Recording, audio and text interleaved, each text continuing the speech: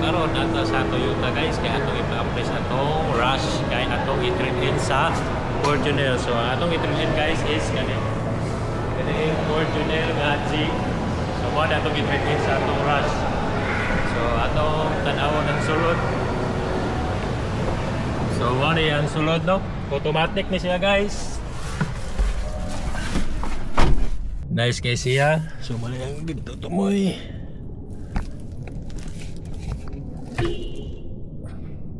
So pero nindot kaya siya.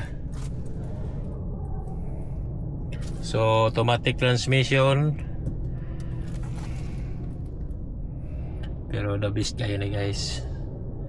Comfort kayo yung mga lingkuran na, no? The best kayo.